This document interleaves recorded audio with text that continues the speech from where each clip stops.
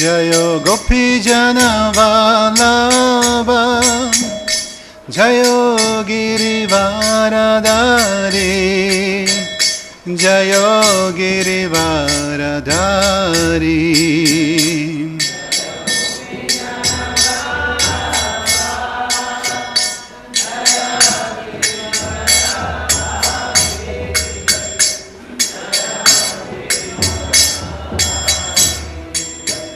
Jayo Gopi Jana Vallabha Jayo Girivaradari Jayo Girivaradari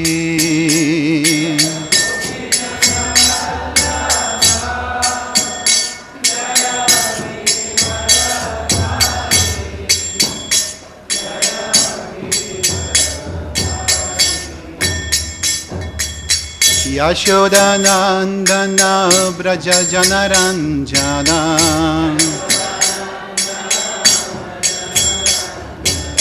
Yashodanandana Braja Janaranjana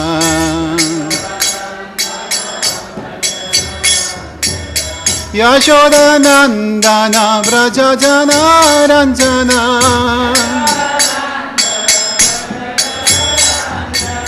Yashodanandana Braja Janaranjana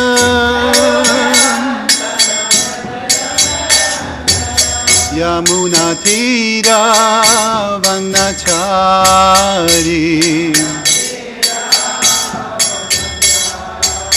Yamuna Tira Vanachari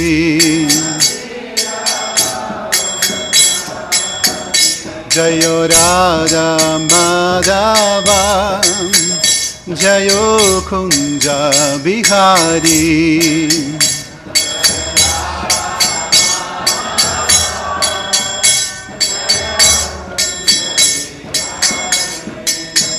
Jayo Radha Madhava Jayo Kunja Bihari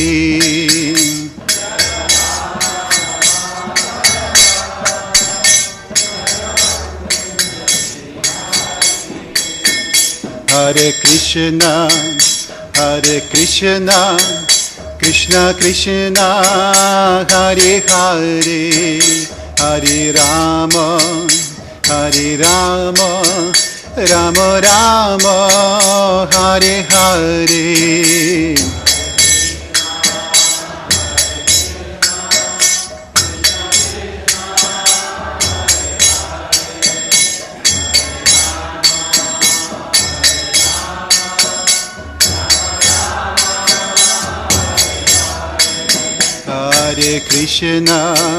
Hare Krishna, Krishna Krishna, Hare Hare, Hare Rama, Rama Rama, Hare Hare.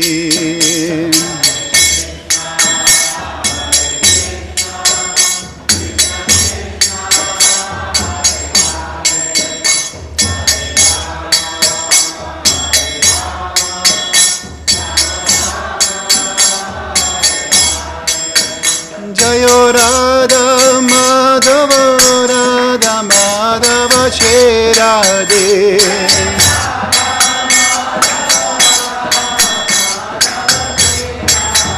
Jayo Panchatattva Jayo Panchatattva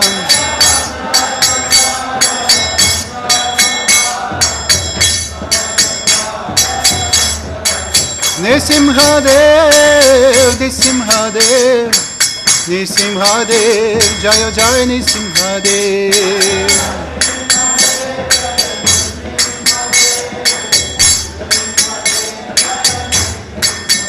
Jaya Prabhupada, Srila Prabhupada, Jaya.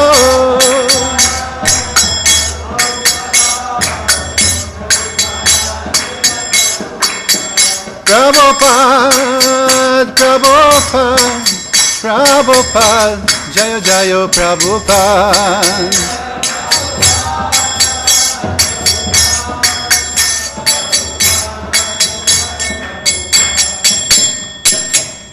Shri Shri Radha Madhava Saki Ki Jai, Panchatattva Ki Jai, Shri Nisimhadev Bhagavan Ki Jai, Srila Prabhupada Ki Jai, Jai Vishnupad Paramahamsa Parivajakacharya Shatara Shata Shri Srimad His Divine Grace, A.C. Bhaktivedanta Swami Maharaj Prabhupada Ki Jai, Jai Vishnupad Paramahamsa Parivajakacharya Shatara Shata Shri Srimad Bhaktisiddhanta Saraswati Goswami Ananta Koti Vaishnava Vrinda Ki Jai, Namacharya Srila Haridas Thakur Ki Jai, ISKCON Founder Acharya Srila Prabhupada Ki Jai, Prem Si Kaho Shri Krishna Chaitanya Prabhu Nityananda Shri Advaita Gadadhara Shiva Sadi Gaura Bhakta Vrinda Ki Jai, Shri Shri Radha Krishna Gopal Gopinath Shyama Kund Radha Kund Giri Govardhana Ki Jai, Vrindavan Dham Ki Jai, Mathura Dham Ki Jai, Navadvip Dham Ki Jai, Jagannath Puri Dham Ki Jai, Bhakti Devi Tulasi Devi Ki Jai, Gangamai Yamunamai Ki Jai, Samaveta Bhaktavrinda Ki Jai, Gaura Premanande, Hari Hari Bol. All glories to assembled devotees, Hare Krishna. All glories to assembled devotees.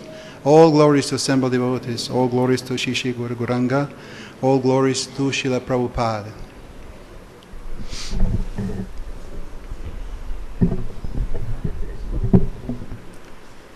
Om Namo Bhagavate Vasudevaya. Om Namo Bhagavate Vasudevaya. Om Namo Bhagavate Vasudevaya.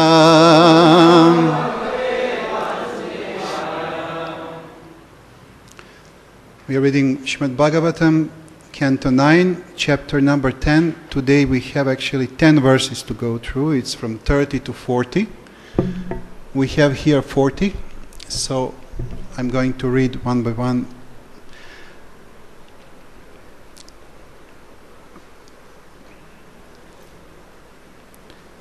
Ambacha kevalenata, Ambasha kevalenata, Karishevrata paranam, Karishevrata paranam, Ahura bhakshanam vipra,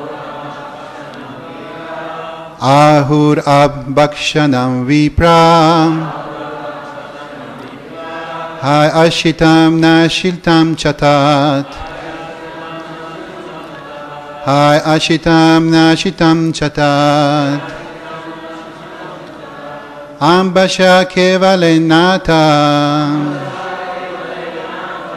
Karishevrata paranam,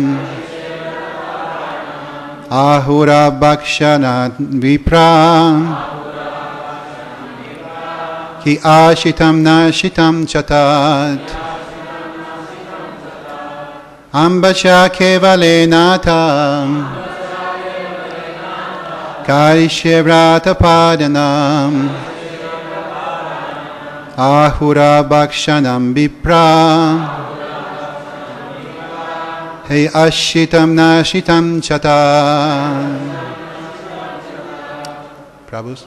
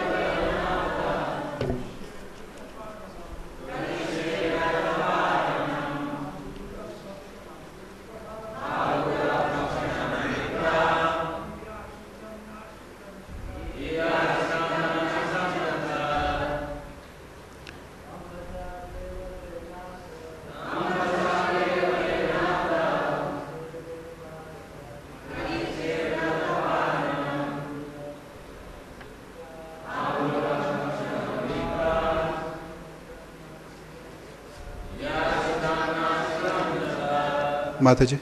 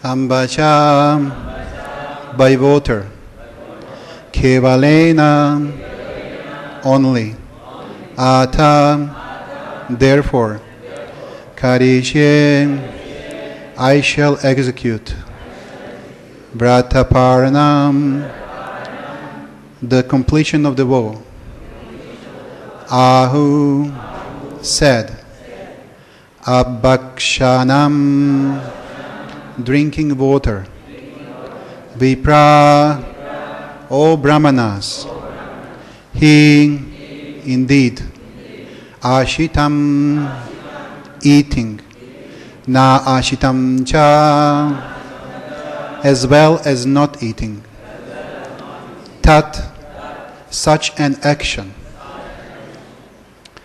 So I will start reading from text number 20. It's going to be easier for you to understand the whole.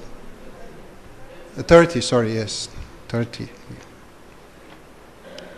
So,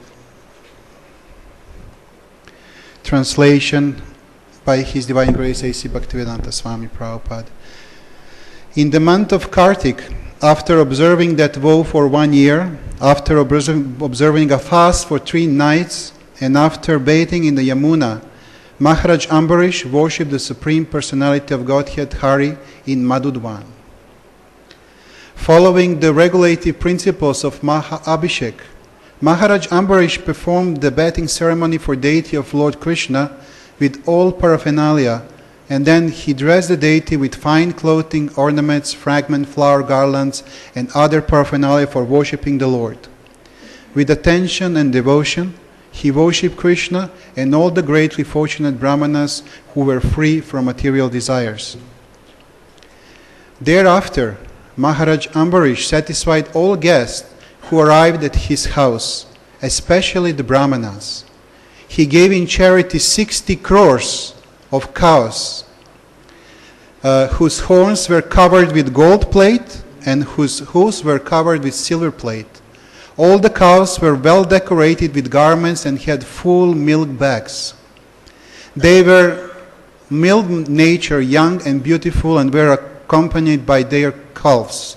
After giving those cows, the king first simultaneously fed all the Brahmanas, and when they were fully satisfied, he was about to observe the end of Ekadashi with their permission by breaking the fast. Exactly at that time, however, Durvasha Muni, the great and powerful mystic, appeared on the scene as an uninvited guest. After standing up to receive Durvasa Muni, King Ambarish offered him a seat and paraphernalia to worship. Then, sitting at his feet, the king requested the great sage to eat. Durvasa Muni gladly accepted the request of Maharaj Ambarish, but to perform the regulative ritualistic ceremonies, he went to the river Jamuna. There he dipped into water of the auspicious Yamuna and meditated upon the impersonal Brahman. In the meantime, only a muhurta of the Dvadashi day was left of which to break the fast. Consequently, it was imperative for the fast to be broken immediately. In this dangerous situation, the king consulted learned Brahmanas. The king said, "To transgress the laws of respectful behavior towards the Brahmanas is certainly a great offense. On the other hand, if one does not observe the breaking of the fast within the time of Dvadashi, there is a flaw in one's absence of the vow. Therefore, O Brahmanas, if you think that it will be auspicious and not irreligious, I shall break the fast by drinking water. In this way, after consulting with the Brahmanas, the king reaches his decision. This decision for according to Brahmanical opinion, drinking water may be accepted as eating and also as not eating. Purport by His Divine Grace A.C. Bhaktivedanta Swami Prabhupada. When Maharaj Ambarish in his dilemma consulted the Brahmanas about whether he should break the fast or wait for Durvasa Muni, apparently they could not give a definite answer about what to do. A Vaishnava, however, is the most intelligent personality. Therefore, Maharaj Ambarish himself decided in the presence of the Brahmanas that he would drink a little water. For this would confirm that the fast was broken but would not transgress the law for receiving a Brahmana. In the Vedas it is said, Apo snati tan naishvatitam naiva nashitam. This Vedic injunction declares that the drinking of water may be accepted as eating or as not eating. Sometimes in our practical experience we see that some political leaders adhering to satyagrah will not eat but will drink water, considering that drinking water would not be eating. Maharaj Ambarish decided to act in this way. Shri Prabhupada ki jai.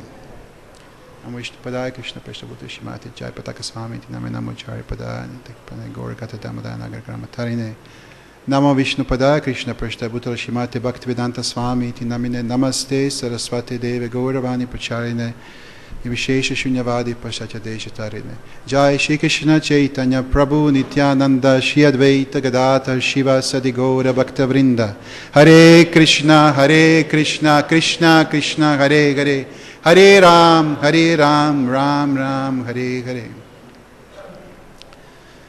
So, we are coming here in the chapter number 4 in the ninth canto of Srimad Bhagavatam to one very interesting situation when it was not exactly sure how to perform, what to do, what is the right way of doing it. Before we come back to this situation, I just want to briefly summarize what we're going to discuss today about and also how we're going to start the whole discussion. So we will try to make today's day very auspicious, to receive a lot of very auspicious informations and to have a very clear vision and idea how and what we should perform. Today's day in our life in generally, the Kartik month is approaching, so it's very nice if we lift up a little bit our consciousness and come to the level where we're going to get the highest benefit. First of all, I want to go through a short synopsis of chapter number 4 until this particular moment. It just in brief lines what's happened until this moment because it's very important. And then we will discuss a little bit about what does it mean being devotee? Who is really devotee? What is the perfection in devotional service and how to achieve it? Then we will discuss also about who are people who are harassing devotees, who are people who are trying to hurt on conscious or unconscious way devotees, and how we should look in that, in the right perspective.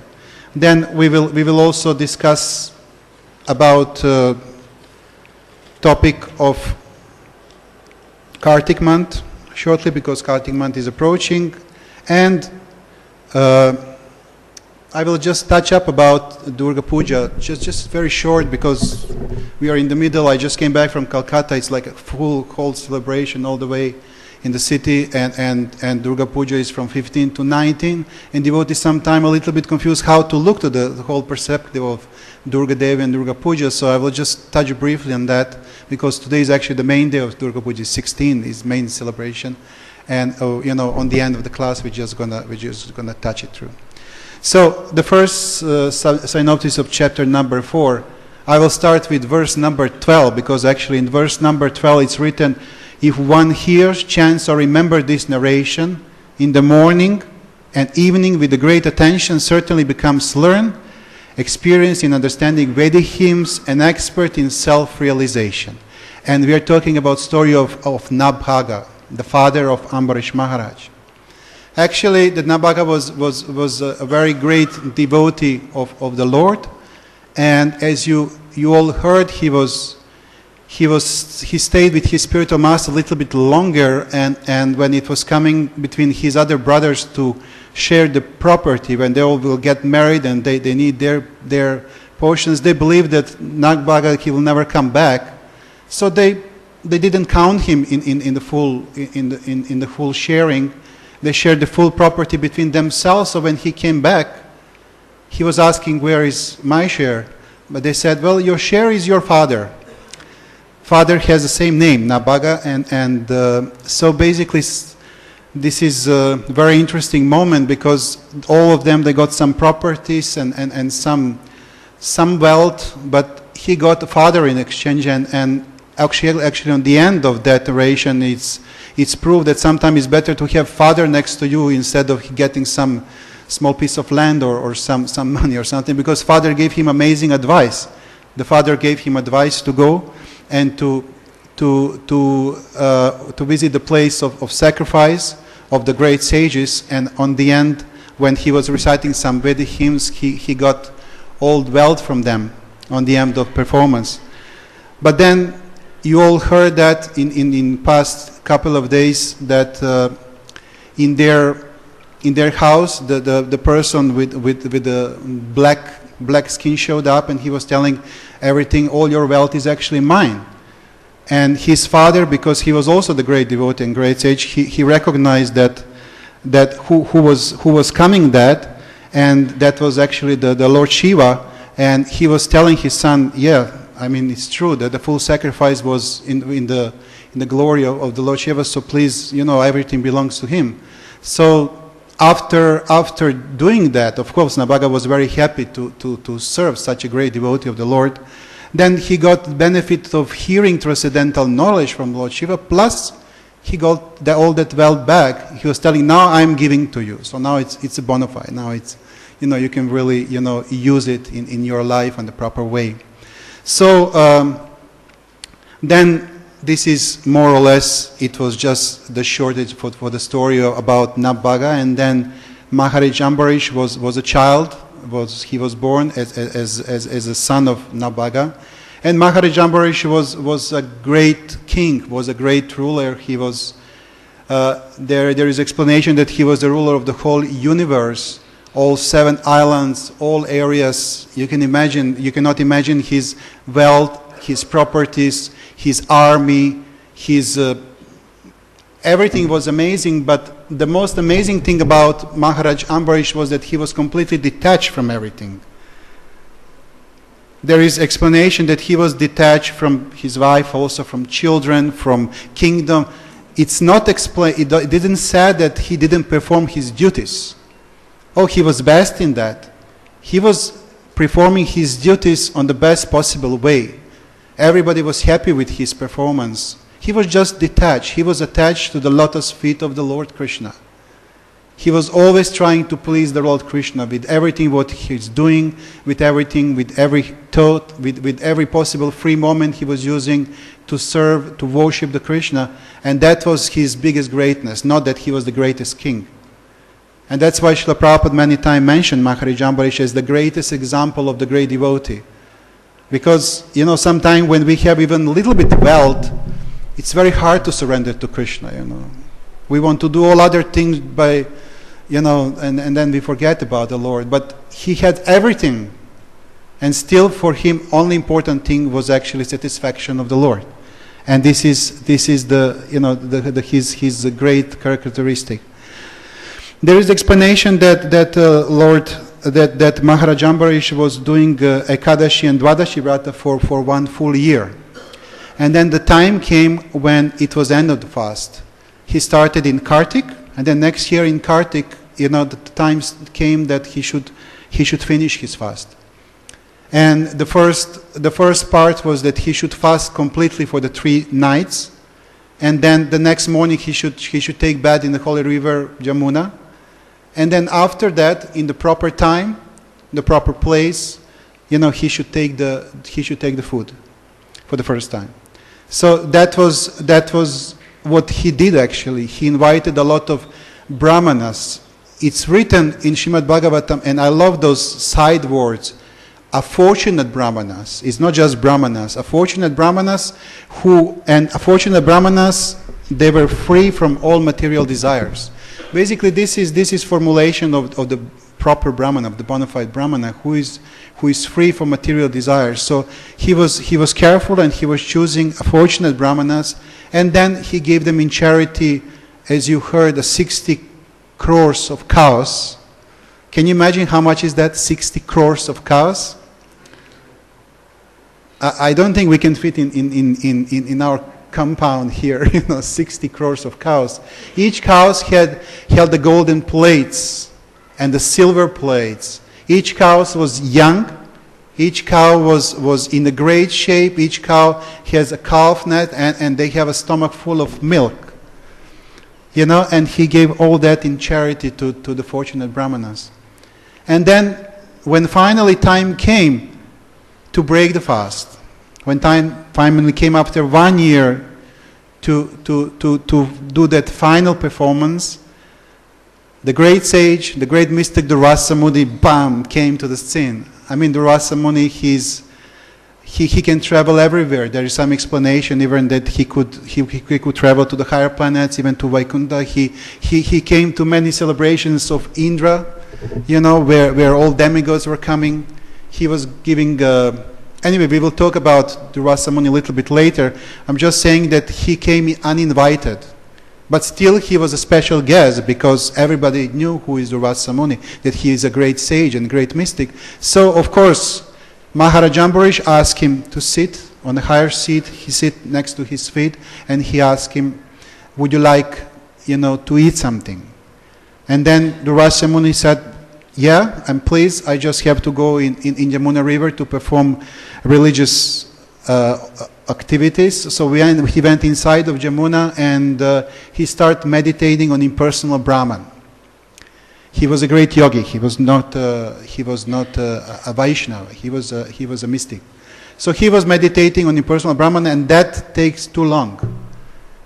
And the time came for Maharaj Ambarish to take the last moment, actually, to take the food.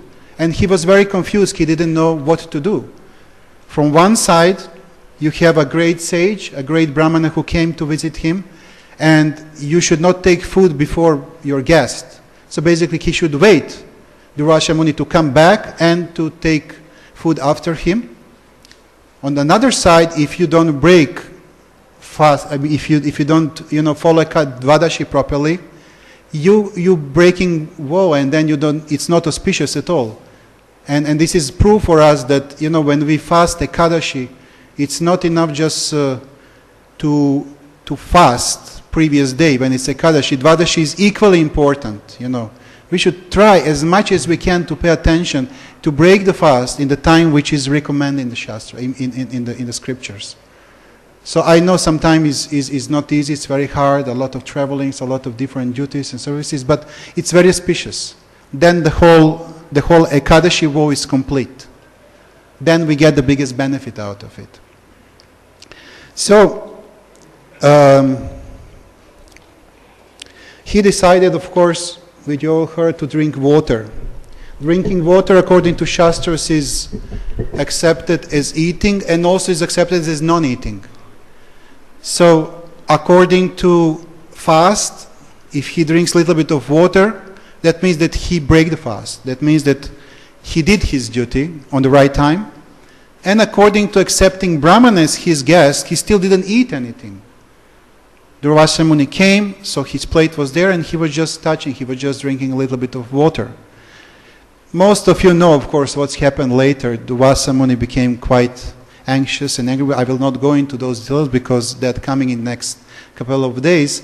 But then, Durvasa Muni was very upset about that, and then he cursed him. But then, Ambarish, Maharaj Ambarish is a great devotee, is one of the greatest devotees of the Lord, and he was protected from the Lord Vishnu and his chakra, and he's a great example of, if devotees, they follow everything on the proper way, that they will be protected even from the curse of Brahmana.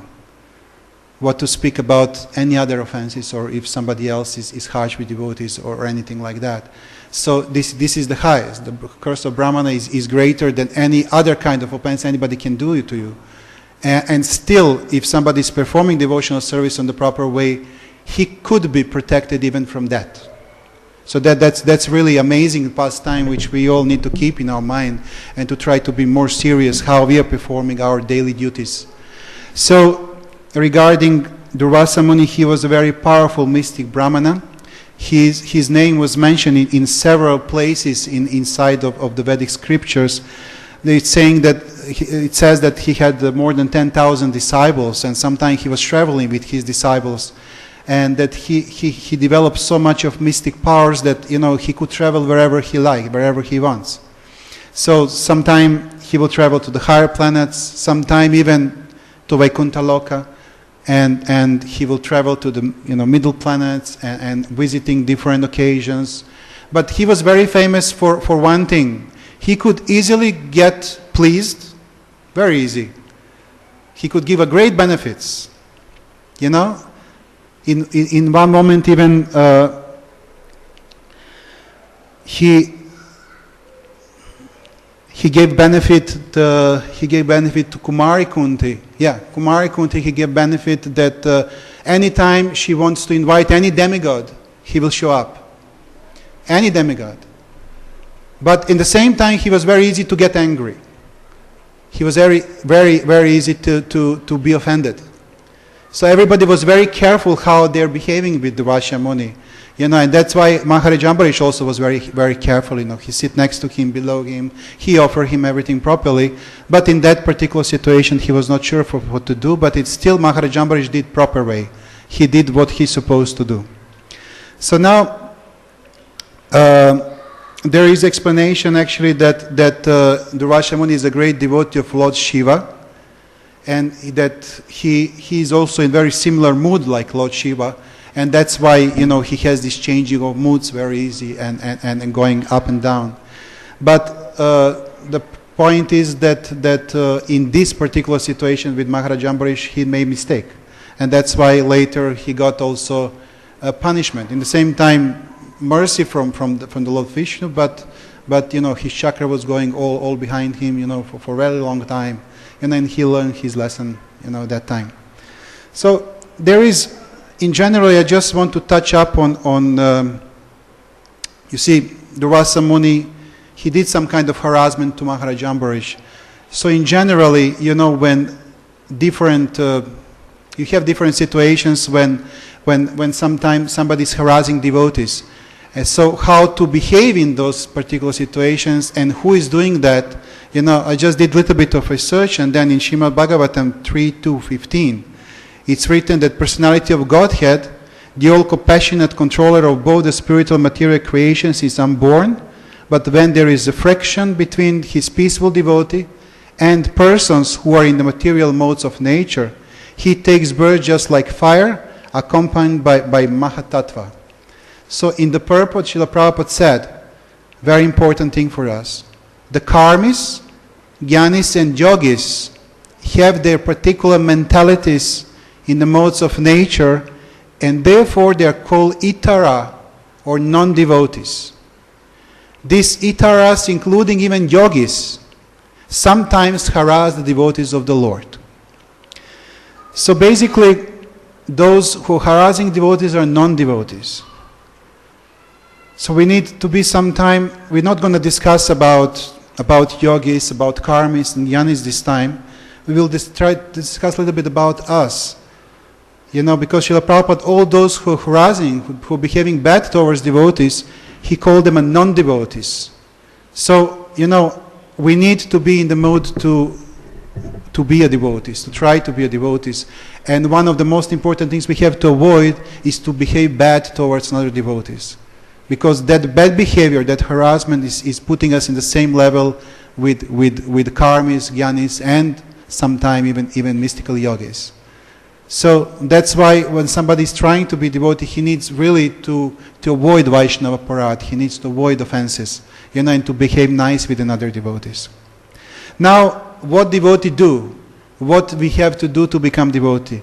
Another verse from 18 to 20 from this same chapter is explaining exactly that. What one devotee should do, how we should become if we want to become devotees. And Maharaj Ambarish is again the perfect example for that. So it's written there that Maharaj Ambarish always engaged in the mind in meditating upon the lotus feet of Krishna. This verse is describing the glories of the Lord. His hands is cleansing the Lord's temple, and his ears in hearing the words spoken by Krishna about Krishna. He engaged his eyes in seeing the deity of Krishna, Krishna's temples, and Krishna's places like Mathura and Vrindavan. He engages his sense of touch in touching the bodies of the Lord's devotees. He engages his sense in smell, in smelling the fragrance of tulasi offered to the Lord, and he engages his tongue in tasting the Lord's prasadam. He engages his legs in walking to the holy places and temples of the Lord. His head is bowing down before the Lord, and all his desires in serving the Lord 24 hours a day. Indeed, Maharaj Ambarish never desired anything for his own sense gratification. He engaged in his senses in devotional service in various engagements related to the Lord. This is the way to increase attachment for the Lord and be completely free from all material desires. So this is actually the perfect explanation. What does it mean being a devotee of the Lord? Everything what we do during 24 hours, it has to be connected with the Lord. It has to be for the Lord, for pleasing the Lord. And then we are protected. Then we are in the good way to become devotee, or we are already a devotee. I remember when His Holiness Pradhananda Maharaj came first time in Serbia, from where I am, and we were sitting with him in one big room, and he was giving a class. On the end of the class, he was asking, do you have any questions? It was like end of 90s or maybe 2000, I don't remember very well. And then, devotees were asking different questions. Then I raised up hand and asked him, Maharaj, what do you think about devotees in Serbia? So I was hoping, he's going to say, wow, you're so great, you're amazing, stuff like that. But then his answer shocked me and it amazed me, really. And I'm going to remember it for the rest of my life. And he asked, which devotees? I don't see any devotee here. And I was like, everybody was in shock. He was telling, I see many candidates for devotees, great candidates. But being devotee is something very high. It's something very pure, and we should all try to achieve it, but it's not that easy to achieve that. It's a purity there. So that really, actually motivated me to start, to putting myself in the proper place. Sometimes we play with that word devotee very easy, but actually devotee means something like Maharaj Ambarish did. Are we engaged all 24 hours during the day in devotional service? Do we engage our mind all the time in devotional service? Do we think all the time about benefit of Krishna and Krishna's devotees? We are trying. We have to try our best. We are trying as much as we can, but it's very rare. It's very rare. What Maharaj Ambarish did, it's very rare. Plus that you are king of everything, everything you see around, the whole universe. That's really amazing and high position for somebody. And that's why Maharaj Ambarish was very much protected from the Lord. I mean, it's sad that whoever try even to please the Lord is protecting him from the danger. But what to speak about those who already achieved the level that they're not falling down? That's really amazing. That's really something.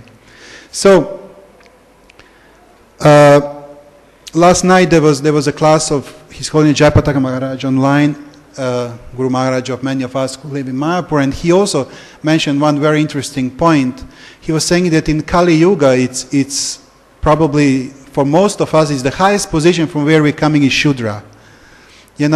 And it's very rare, very, very rare to have the qualified Brahmanas, Vaishyas, and Kshatriyas, you know. Of course, we have many devotees, but I'm talking about qualification itself. And he was saying that what Shudra can do is, at least, you know, he can get married, and he can follow his rules and regulations. And the Sankirtan movement of Lord Chaitanya is so amazing that even Shudra can get the full benefit out of it, and he can go back to Godhead. This is something unbelievable. This is something very, very powerful. This is a great chance for all of us.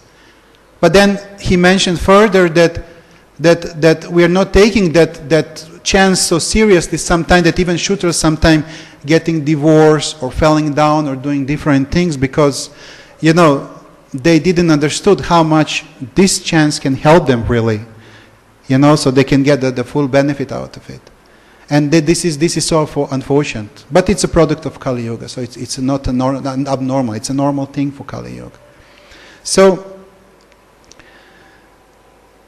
what devotee do, what we have to do, we discuss about that. And Srila Prabhupada was telling, he was giving class, Bhagavad Gita class on 110 in London, July 12, 1973. And Srila Prabhupada mentioned that actually, if we want to succeed in devotional life, we have to develop the spirit, the transcendental senses, to really see and feel the Lord. To be able to do that, we have to control material senses. And to be able to control material senses, we have to start with our tongue. We have to control our tongue. And Srila Prabhupada mentioned also that tongue serves two purposes. One is to chant the holy name, and another one is to eat prasadam. And he's saying whoever do these two activities all the time, he will be liberated. Unfortunately, we are using tongue for many other things. You know, for talking some non-important stuff, sometimes even talking bad things about devotees, sometimes, you know, for taking unauspicious food and doing many other things. But actually, if we start just without mouth, without tongue, we can get a great benefit. We already did a big portion of job that we can control our senses, and ultimately we can develop the spiritual potency, the spiritual power. So this is important thing for devotees. And then in one moment during that class, Srila Prabhupada started laughing. And he's turning back to one devotee and he's asking him, "Do you remember that cartoon?"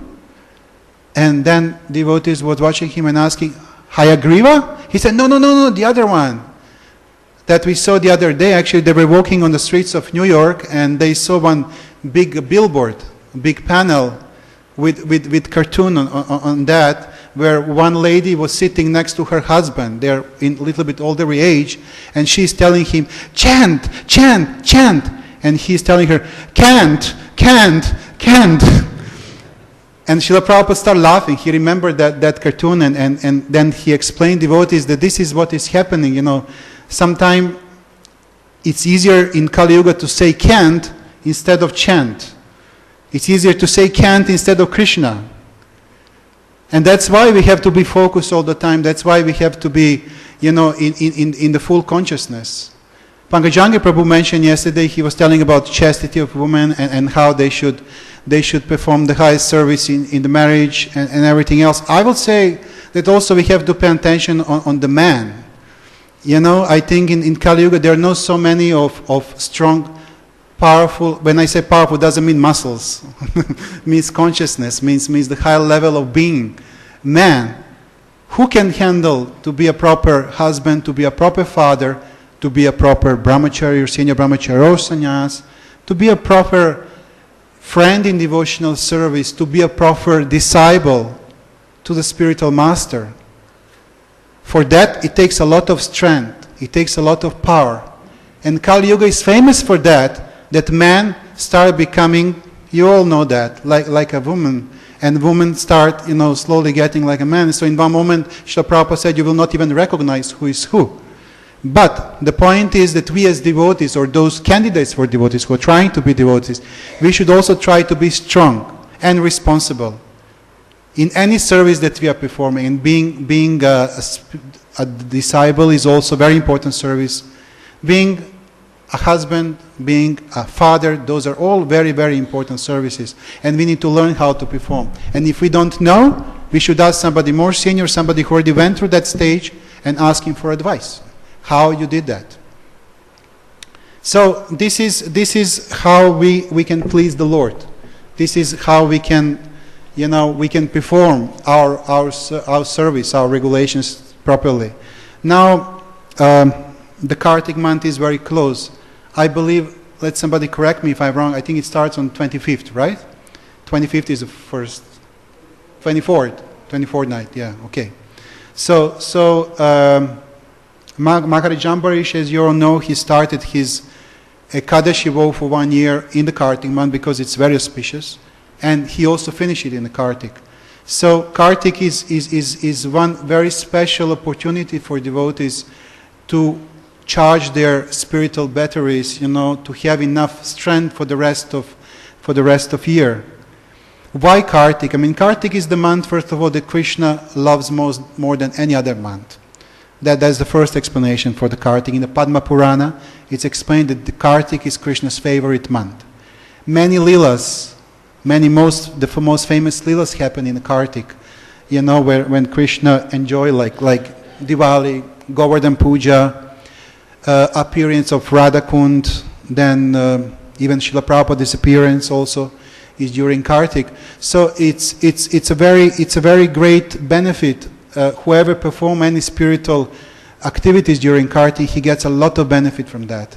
And also all those lamps that we are offering. I mean, you can find many different verses about benefit of offering lamps during the Kartik time, during the Kartik season. And I believe you all stay for Kartik in Mayapur, or at least in Vrindavan. I mean, that's also a great place to be for the Kartik. But we should try to be in the temple as much as possible and try to use that spiritual potency as much as we can, and this is also a great way to please the Lord and to make us more strong and to take more strength.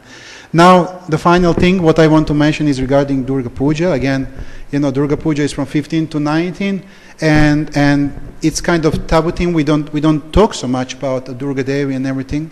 But I just want to mention there was a story that Chaitanya Mahaprabhu, he loved poetry. He was listening different poetries from different scholars, but there was one famous poet, his name was Chandidas. Chandidas poet, devotional poet was so amazing, that was pleasing Lord Chaitanya a lot. Anytime he heard his music, his poetry, he was greatly pleased, But the story about Chandidas was amazing also.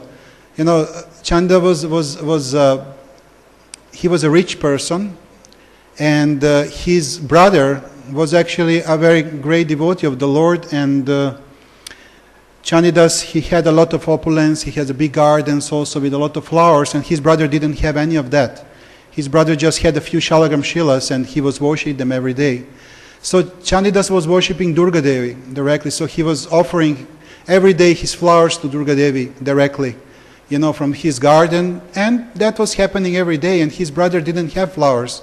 But in one day, Chandidas, he took some flowers, great, amazing, beautiful flowers from his garden, and his brother saw those flowers, and he liked it so much that he started mentally to project picture that he is offering also those same flowers to the Shalagram Shilas, to the Lord. And then in one moment when Chandidas went to the altar and started offering flowers to the Durga Devi, she appeared in front of him. And he was watching her, he offered obeisances, and she was saying, I'm very pleased with you, Chandidas, that's why I appear. He was saying, yeah, that's great, but why today? I'm doing this performance every single day, offer you flowers. And she was saying, because today you offer me flowers who are offered to the Lord as well. Because his brother actually, he offered mentally the same flowers to the Lord. And then he started thinking about that, and he's asking, is that means that you are pleased when Lord Krishna is pleased? And she was saying, of course, this is only what pleases me really. And then she explained actually that she's only pleased when Lord Krishna is pleased, and if somebody wants to please her, really he should or she should please the Lord itself. So that's why, Chandida start being a great devotee, and he was amazing personality, and he wrote many great devotional songs about the Lord Krishna, and that was enough proof for all those who really want to hear that actually worshipping directly the Durga Devi is not even close than worshipping Lord Krishna. And this is actually what really pleases her, because she's actually, expansion of incarnation of Kladini energy from the spiritual world. This is very intimate energy between Radha and Krishna, and this is only what pleases her. So I will not go deeper in the story about Durga Devi, but if somebody really wants, I saw in Calcutta, as I said, many people trying to worship and worshipping. The best way to worship Lord Durga Devi is to worship the Lord. And I think she's not more pleased than anybody else but with devotees. And that's the great satisfaction for her in general. So, as Srila Prabhupada said, the most perfect activity for us in our Sankirtan movement is to chant. Intuit Prasadam, of course, but chanting is most important.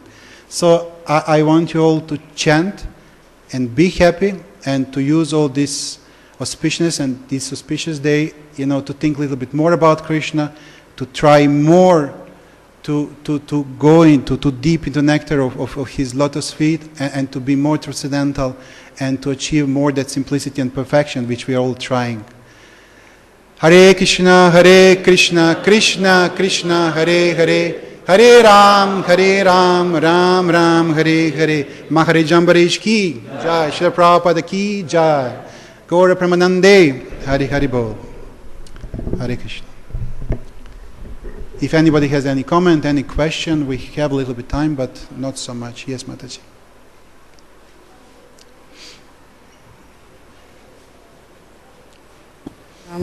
Prabhuji, what is the difference between being polite to the devotees and false humility? What is the difference between being really honestly polite and false humility? Well, both from the outside looks nice, but it's a great difference, because what is the most important for us and for our benefit is what we are keeping in our mind. Although there is explanation that offenses in mind doesn't count in Kali Yuga, counts only what you said, but still it means a lot for our character. So if outside we express one thing and we think another, or for example, our desires, internal desires, doesn't really match with how we are presenting ourselves, especially in front of devotees, then sooner or later we're going to end up in the serious problems. For the person who is receiving that honest, polite gesture from somebody, or gesture came out of false ego, that there is one thing in the mind, another thing is coming out, like a plastic kind of politeness. It's not a big difference, really. Of course, you feel always more warm when somebody is honest, and you can feel that energy, especially devotees. They have those antennas, they can feel a lot much more than regular people. But for a person who is giving that, it makes a big difference, a huge difference. So if we gain some bad thoughts about somebody, but we are just trying by kind of on one way which is not honest to be polite with somebody, then better not to do that. Better to avoid. I don't say that we should not be polite. I just said we should also try to avoid being polite on such a way. In that case, better to resolve the problem with the person, or if we have problem with ourselves, sometimes it's not even the person. Sometimes the person just reminds us of somebody, or it's my bad day, or my horoscope today is not good. It's just some other reasons. But the point is that we should try to be more conscious about that, because one of the most important characteristics of Vaishnava is honesty. Honesty can save us, really. Even if sometimes if we don't have a good day or something, better to be honest with ourselves and try to perform some different activities which will bring us to the higher level of consciousness, and then to go in front of devotees instead of just going and trying to pretend that we are something that we are not. Because consciousness means, all point of Bhakti Yoga is self-realization. Self-realization means we have to realize who we are right now, and where we are going and how we should go to that place where we want to be. This is a self-realization. So sometimes we go that far with our false ego that we're trying to convince even ourselves that we are something what we are actually not. And that could be this is the biggest problem sometimes, that we convince ourselves, I am this, this and that, but actually reality is something really, really different. And then it's very easy for us to perform even such things, that to approach devotee, and inside we have some bad thoughts or sharing bad thoughts, but outside is like, how are you? Nice to see you. Great. Thank you. Good. See you tomorrow. But inside it's like the whole dialogue is going on or something like that. So let me just summarize. On the person who is receiving that, if person didn't make any offense, it's not a great difference. It's much more pleasant with number one person than with number two, but it's not a great difference. But the person who is giving, wow, that person, who is giving on not honest way, can suffer some consequences in the future. Yeah. Hare Krishna. Yes.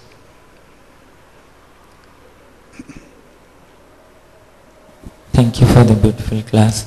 Thank you very much. Prabhuji, I am confused in one situation. Like Ambarish, when he was being cursed by Durvasa, in that situation he was fully surrendering to Lord, and he was leaving his hands, like he was not thinking what could Sorry, be done. can you repeat just from beginning one more time? You're talking about whom?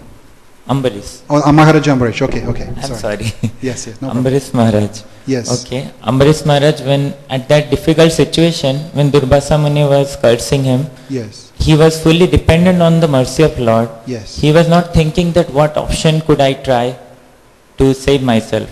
So Yes. in similar case, when we are put in some difficult situation, how shall we show our dependency on the Lord? Sometimes we tend to depend on devotees.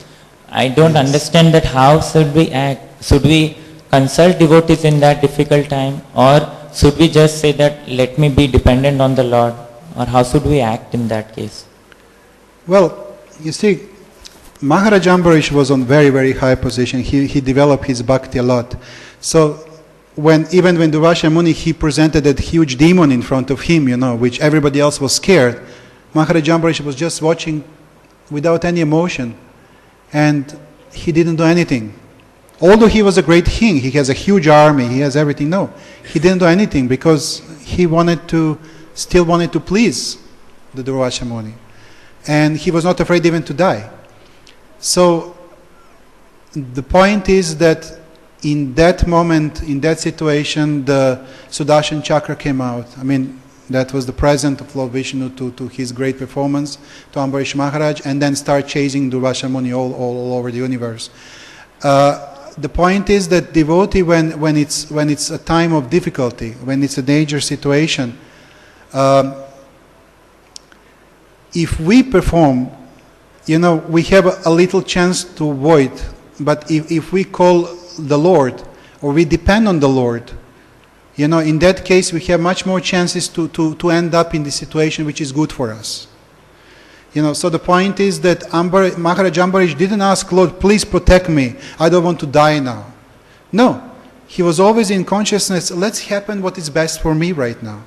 And this is actually the attitude of devotee which is supposed to be. In any situation, we need to depend that Lord is protecting us and that this situation is best for us.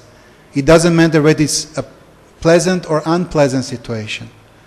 But believe me, in the most dangerous situations, we always remember Krishna.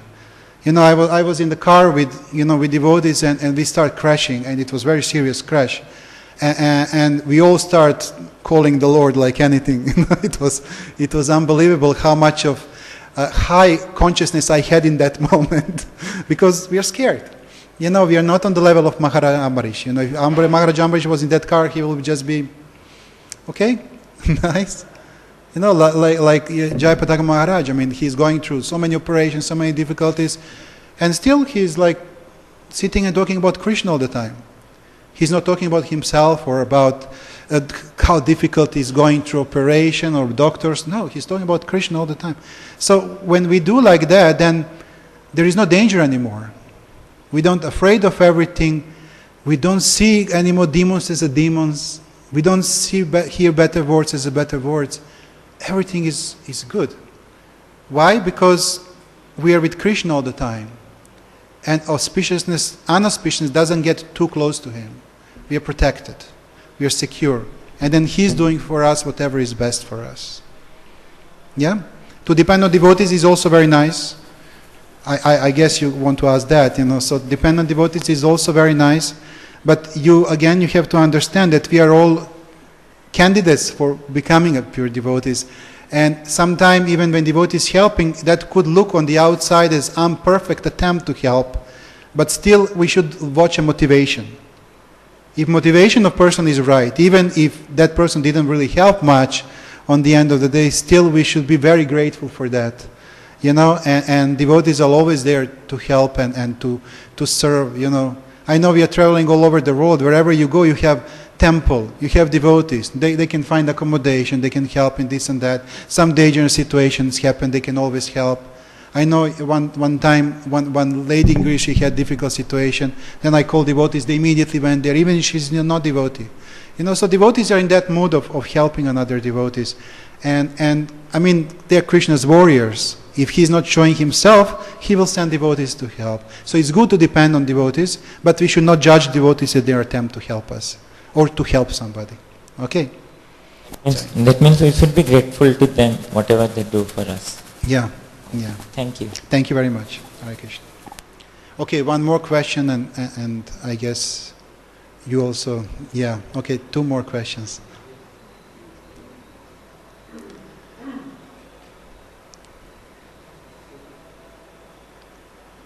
Thank you. Sorry. Hare Krishna. Thank you, Prabhu.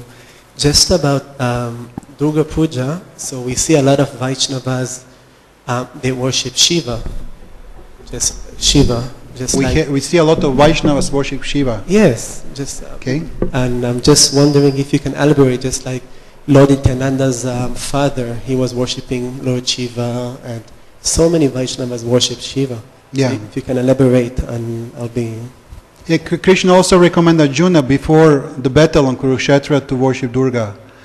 The point is, if we want to worship anybody else but Krishna, we just, as somebody who are trying to be devotees and for devotees, we should just know a lot about that. We cannot just be sentimental, and starting to worship something because we like some energy or we feel something or we like the deity or whatever. No, we should have a great knowledge about that. I mean, if somebody who has a great knowledge, such as for example Srila Prabhupada, if he approached Durga or Shiva, he knows how to worship them. He knows their qualifications, their qualities. He knows who they are really, what they like. And both Shiva and Durga, I mean, they're consulted there together, so they all worship Krishna. They are great devotees of Krishna. So ultimately they will be pleased with somebody worship them, but they are even pleased more if person worship Krishna, right? Like Shiva, when he came to Maharaj Ambarish, he was very pleased that Maharaj Ambarish is amazing, great devotee. Just by that thing, he was very pleased. So of course, we can approach with full respect in front of Shiva, in front of Durga, in front of Kali. But the point is that if we want to worship, we need to know what we are doing. We need to know the right informations for that. And ultimately, the most safe and secure zone for devotees is simple. Like Srila Prabhupada is saying, if you want to control your tongue, just chant and eat prasadam. It's very simple. Same thing for us.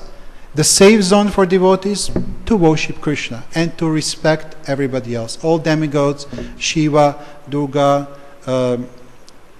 whoever, like in India you have many demigods, many different kind of deities and stuff. So that's the most secure and best way for Vaishnavas. Vaishnava means somebody who is worshipping Vishnu. That's formula of Vaishnava. And basically, we all know who is Vishnu, and ultimately the source of Vishnu is actually, that Krishna from Goloka Vrindavan, that he is the first and original one. And if we worship him, and that manifestation as Chaitanya Mahaprabhu came in the form of Radha and Krishna together, then we are in the safe zone, then we don't have any problems. Otherwise we can end up with some problems sometime. Yeah, thank you. I just mean worshipping Shiva along with Krishna to receive his mercy as a devotee of Krishna, as the Diya to Krishna in this way. That's okay. I mean, the point is just that we, Srila Prabhupada established certain standards for ISKCON and for ISKCON temples just for the sake of protection of devotees. And he didn't install one single deity of Lord Shiva anywhere. For example, I know that some... Mataji, you want to say something? Okay. You have when the girls, they want to learn dance, then they have an entourage, So sometimes they can pray to get the good moves and to get great things, but the benefits, spiritual benefits and everything, the best is to ask from the Lord. But Mataji is much more knowledgeable than me, so I'm sure she can give a great comment about this one. Yes. Just a little story. There was some devotees that were worshipping Ganesh because they heard that Ganesh removes the obstacles. Which, by the way, all devotees, when they approach the demigods, right, they approach them to help them in their service to Krishna. Like the gopis worship Katyayani in order to get Krishna as their husband. Right. So anyway, one devotee was worshipping Ganesh, and he made a very big donation to Srila Prabhupada. And then it became very popular. All of a sudden, Ganeshas started popping up everywhere. So then someone asked, and Prabhupada's response was, if you want to worship Ganesh, you have to give the same big donation to Krishna. Krishna, yes. So we don't go to the demigods for the sake of going to the demigods. We go to the demigods sometimes to help us worship Krishna. Yes, great. Thank you very much, Mataji. Thank you very much. Yeah, okay. So the last question here, and then we are closing.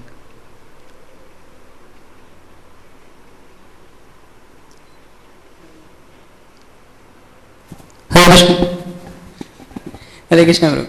Prabhuji, as you said that Durvasa Muni is imposed list, so how he can approach Vishnu? Can you just talk a little bit louder? As you said, Durvasa Muni is imposed list. So how he can approach Vishnu in Vaikuntha? Well, you see, I was reading yesterday. I mean, Durvasa Muni, he was traveling all over the universe. He did amazing austerities.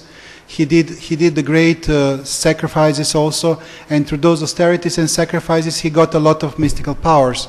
And I know that many times he went to Indraloka, when Indra was performing different sacrifices, and when great demigods was sitting with him, and he also came there, and he was present. He was traveling a lot with his disciples, and also there is explanations that few times, even my source is Wikipedia. I can check that, more details. It was just general, written there, that even there are sayings that few times he went to Vaikuntha Loka. He not to Goloka Vrindavan, but to Vaikuntha Loka.